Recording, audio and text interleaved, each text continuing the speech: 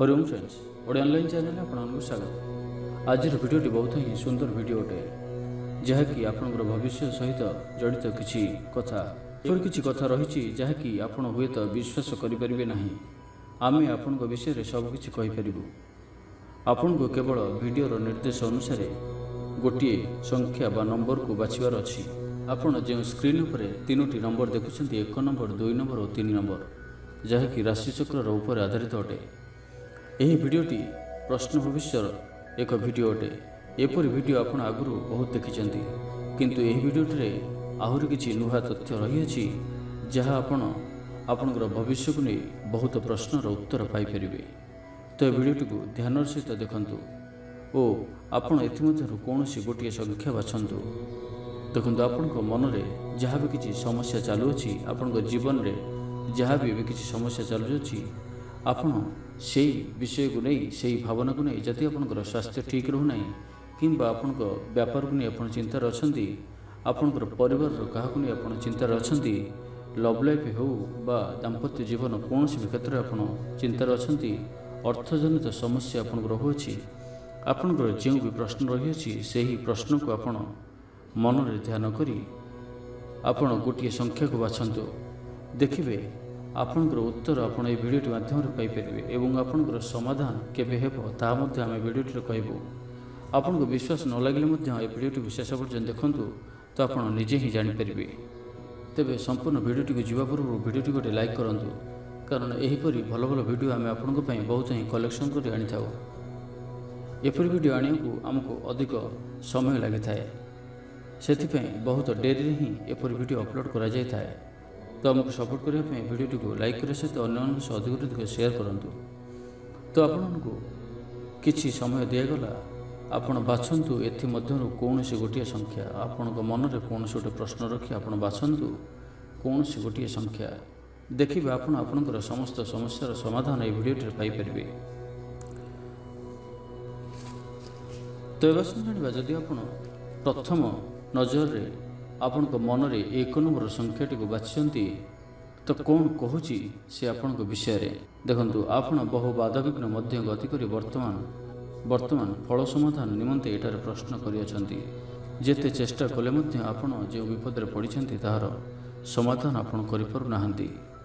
केते मास होई गलानी आपण सेही कर्म रे व्यस्तता स्वीकार कले मध्य नाना असुविधा दे प्रत्येक कार्य रे विघ्न आपणकर घटुअछि। वर्तमान फलतः दशा आपण को न्यून मंद फल प्रदान करुअछि। आपण जेते सीधा जीवाकू चेष्टा कले मध्य मायाभिषेक पड़ी छटपट होउचंती। बहु क्लेश और बहु चिंता अनेक गुड़े कार्य बाकी अच्छी आपणकर आपण एही सब विषय को नहीं बहुत चिंतार रहुचंती। आगकू एक मांगलिक कार्य आसुअछि सेथिपई मध्य आपण बहुत चिंतार अछंती। धन केउठु आसीबो क्यों वृत्ति रे आपण अछंती ताहार जो वृत्ति रे आपण एबे अछंती ताहार उन्नति नै मध्य आपण वर्तमान अधिक चिंतित। मोटामोटी भाव में कहबा तो आपण दारुण चिंतार आपणकर जो वर्तमान रहुअछि ताहार समाधान केबे हेबो आपण जो समस्या अछंती एबे ताहार समाधान केबे हेबो ताहाकु नै आपण वर्तमान प्रश्न करियछंती। तो देखंतु वर्तमान ठारू आगामी 45 दिन पर्यंत मुख्यतः आपण निमंते शुभ फल देखा जाऊ नाही। आपणकर ग्रहदशा वर्तमान आदौ भल नहीं। तुरंत जातक देखाए निजर मंद ग्रह निमंते रत्न धारण करंतु और होमादि कार्य समापन करंतु। किंतु ठीक 45 दिन जीवा परे आपण देखिबे आपणकर जीवन में अनेक शुभ परिवर्तन आसीबो। जहाँ भी किसी समस्या रही अछि ताहार सब समाधान आपे आपे होई जिवो एवं आपणकर जीवन में एक नुआ खुशी आसीजिवो। एवं आसतु जदि आप द्वितीय नंबरटी को बाछंती तो आपणकर विषय रे एही संख्याटी कौन कहूछि।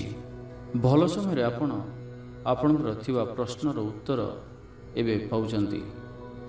आपणकर 2 गोटी प्रश्नर उत्तर हम देउछु। एबे आपण चाहुथिबा विच्छेद जोग आपणक लागि वर्तमान शुभ हेबो नाही। वृत्ति क्षेत्र में जो स्वल्प आय देखा देछि तार उन्नति मात्र आगामी 7 मास मध्य रे हेबार अछि। जदि आपण संतानर उन्नति पई आशा प्राप्ति करछंती तो एही क्षेत्र में व्याकुल हेबो नाही एवं अधिक ए विषय को नहीं चिंता करंतु नहीं। संतान को पई ଆପଣ ଅଧିକ ଚିନ୍ତା କରି କିଛି ଅଧିକ କରିପାରିବେ ନାହିଁ। କିନ୍ତୁ ଆପଣ ଜାଣିନିଅନ୍ତୁ କି ଆଗାମୀ ଜୀବନରେ ଆପଣଙ୍କର ସନ୍ତାନଙ୍କ ଜୀବନରେ ବହୁତ ଉନ୍ନତି ଦେଖାଯିବାର ଅଛି। ଅଶ୍ୱଗନ୍ଧା ମୋଦକ ଓ ମେଥି ମୋଦକ 3 ମାସ ଯାକ ସେବନ କରନ୍ତୁ। ଏହା ସ୍ତ୍ରୀମାନେ ସେବନ କଲେ ଅଧିକ ଭଲ। ଆପଣ ଆଗାମୀ ଜୀବନରେ ରାଜନୀତିରେ ହେଉ ବା କୌଣସି ବି କ୍ଷେତ୍ରରେ ବଡ଼ ପଦପଦବୀ ହାସଲ କରିବେ ଓ ଯଶସ୍ୱୀ ହେବେ। ଏବେ ଆପଣ ଈଶ୍ୱର ଚିନ୍ତା ସେତେ କରୁନାହାନ୍ତି। ଆଗରୁ ଯେତେ ଚିନ୍ତା କରୁଥିଲେ ସେତେ କରୁନାହାନ୍ତି, କିନ୍ତୁ କାହିଁକି ଏପରି କରୁଛନ୍ତି ତାହା ଜାଣି ହେଉନାହିଁ।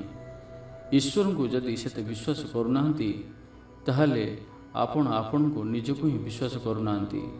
ତ ଭଗବାନଙ୍କ ପ୍ରତି ଅଧିକ ଧ୍ୟାନ ଦିଅନ୍ତୁ। ଆପଣ ନିଜେ ଭଗବାନ ଶିବଙ୍କର ପରମ ଭକ୍ତ ଅଟନ୍ତି।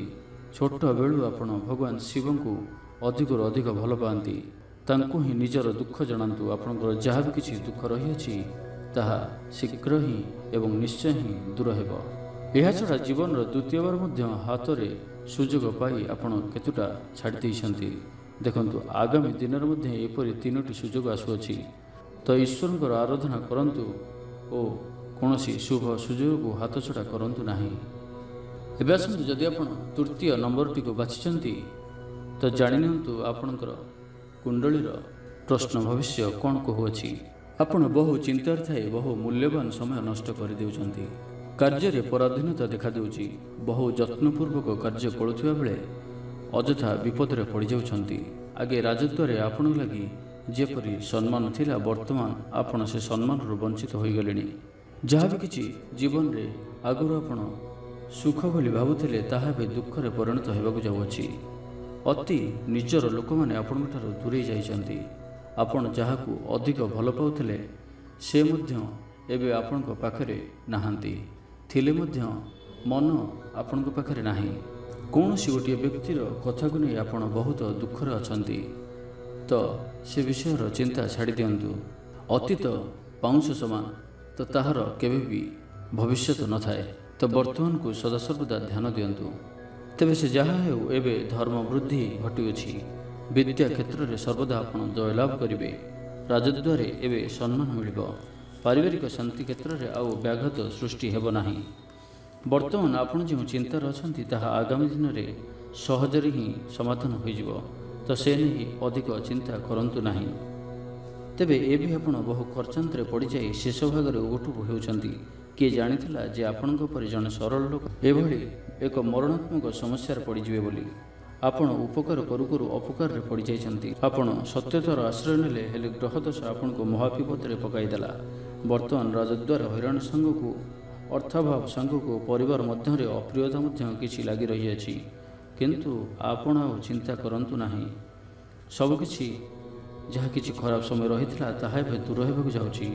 ଆପଣଙ୍କ ଜୀବନରେ ଖୁସିର ଦିନ ଆସିବାକୁ ଯାଉଅଛି। ଧନର ଚିନ୍ତା ରହିବ ନାହିଁ।